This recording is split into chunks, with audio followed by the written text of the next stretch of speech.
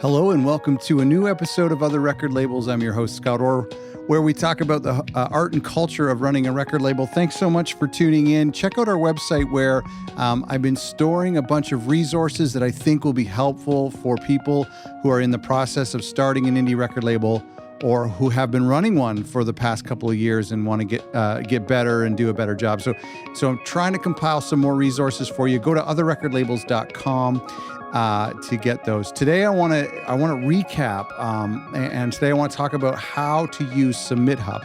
If you're not familiar with SubmitHub, then go back and listen to the previous episode where I spent an hour with the founder, Jason Grishkoff. Now, SubmitHub is something that I know a lot of publicists use as a way to reach out to blogs. Jason was the founder of Indie Shuffle, and he had this issue where he was receiving 30 or 40 or 50 or more emails a day from artists submitting their music, and labels as well, submitting their music to him. And he got so overwhelmed. And not only was it overwhelming in quantity, but also when you would go into it, there would be sometimes MP3s attached, sometimes it'd be SoundCloud or Bandcamp or YouTube or PDFs or movie files.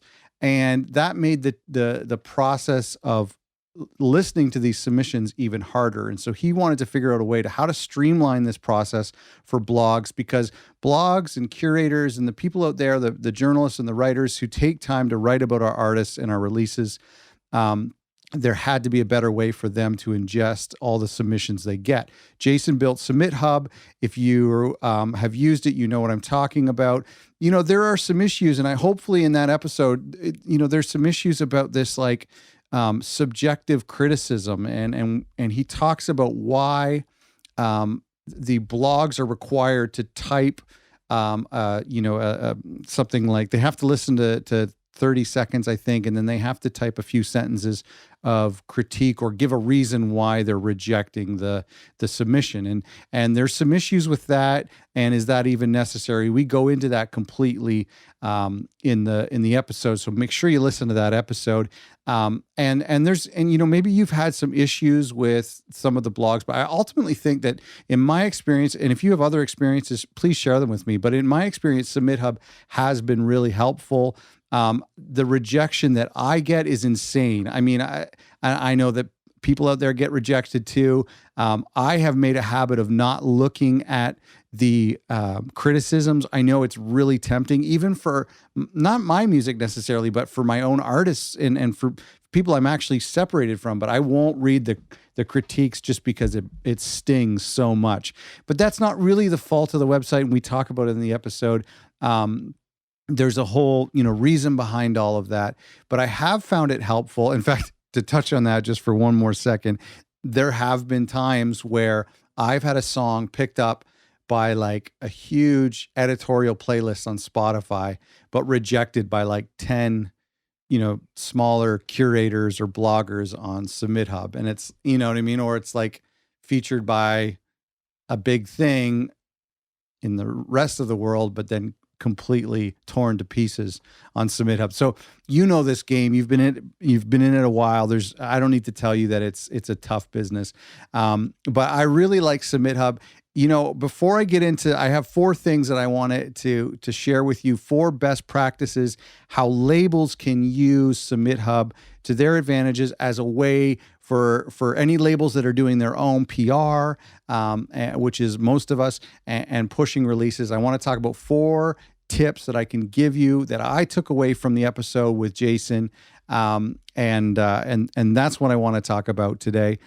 Before I say that, I want to remind you, if you email submithub@otherrecordlabels.com, that will be forwarded to the founder, Jason, and put in the subject, free credits, please, or 3 free credits.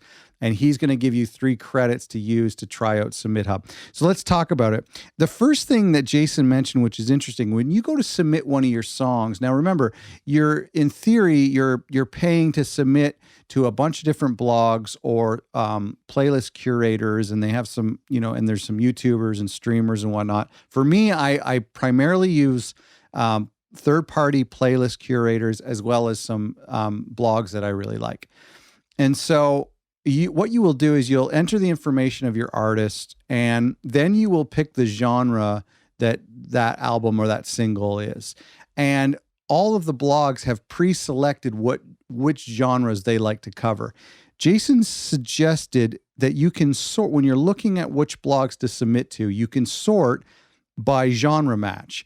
And so what that means is not only will they show you a list of the blogs that write about or generally approve your genre, but it'll actually put them in order of which ones are most likely to favor your genre. Because what happens is a blog will say, yeah, I write about electronic, and I write about rock music and indie rock, and I write about some indie folk. And then they might select rap as something that they're open to receiving submissions for. But the reality is they've maybe never approved a rap song, or they've approved like 1 out of 10,000 submissions. And so the website's algorithm will filter that for you. And so if your genre is rap, in that case, when you sort by genre match, that blog won't be at the top for you. And so I find that really helpful because, I'm submitting a lot for folk, and a lot of people are open to the idea of accepting submissions for folk, but then it ends up that you can actually see that they've only approved 1 or 2 folk submissions in the lifetime of being on SubmitHub. And so I tend to ignore them, because what's the chances of my song being, selected as their second or third only ever folk submission? So sort by genre match. The second one is to do research. So this is kind of continuation of the first one, but to do research on the blogs and curators that you're submitting these records to. Try to find out what they've approved in the past. See if they've written about other artists on your label, or if they've written about other artists that you know or that you're a fan of. Try to find out as much as you can about them. There's nothing worse, and I hear this from writers and journalists all the time, but there's nothing worse when somebody submits an irrelevant submission, when they send music that, had they done just a little bit of research, they would have known that person doesn't write about that music at all. So take some time and do some research. Remember, this is not payola, but you are paying a credit. You're paying a little bit for these blogs to take the time to listen to your to your music. And so what you really want to do is make sure you don't just throw money away and hope that something sticks. What you really want to do is be really intentional and do some research.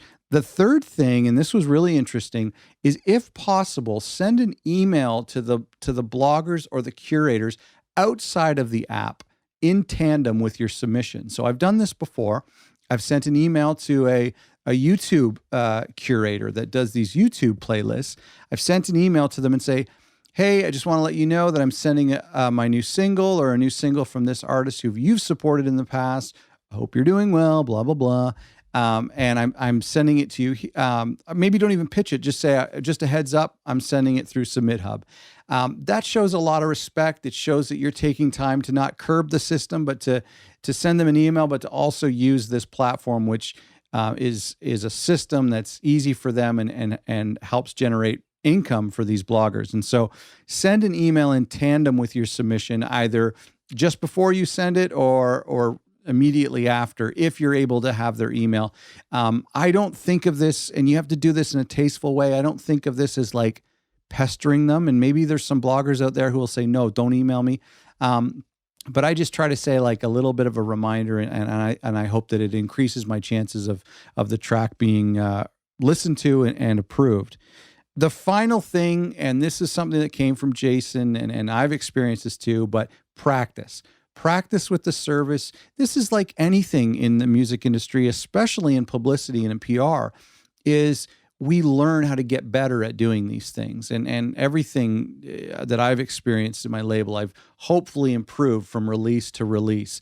And there are things that you learn that are completely unnecessary. And then there are things that you learn that are totally necessary for when you're releasing something. So with SubmitHub, don't go and spend tons of money. Just buy a couple credits or use the free credits that Jason will give you if you email him, SubmitHub@otherrecordlabels.com. It's an email I set up and was forwarded directly to him, and he will give you 3 credits, and you can practice submitting to some of these blogs or curators, do a lot of research, ask some friends or other labels. You can email me, podcast@otherrecordlabels.com, if you have a specific question. And just keep practicing using the service and practicing what works best. And listen, I've said this on the previous episode. I've said this on all of our Industry Insider episodes. This is not a paid podcast episode. This is not a sponsored post. I have an artist showed me the service many years ago, and I've used it. I've had disappointing results, and I've had some exciting results. And I think it's a great tool for labels who are committed to doing PR on their own. There's been a couple campaigns where we've actually hired an outside publicist, and at the same time, I still use SubmitHub. And so try it out. And if it's not for you, it's not for you. If you've used it in the past and you've had terrible results, then it's not for you. And listen, I think there are some genres out there like experimental music. I've had some tough experiences with experimental music. I've had more positive experiences with really catchy, mainstream indie folk music. And some of the more experimental stuff hasn't connected as well with bloggers and curators. So if you use the service and it's not for you, that's totally cool. I hope you found this helpful. This is just one of the many tools out there that can help us labels do a better job at promoting our releases and keeping releases in the top of people's mind when it comes out and the weeks after. So I hope you found this helpful. Go to our website, otherrecordlabels.com. Send me some emails. I miss you. I haven't heard from you in a while. Podcast@otherrecordlabels.com. And thanks for listening and watching.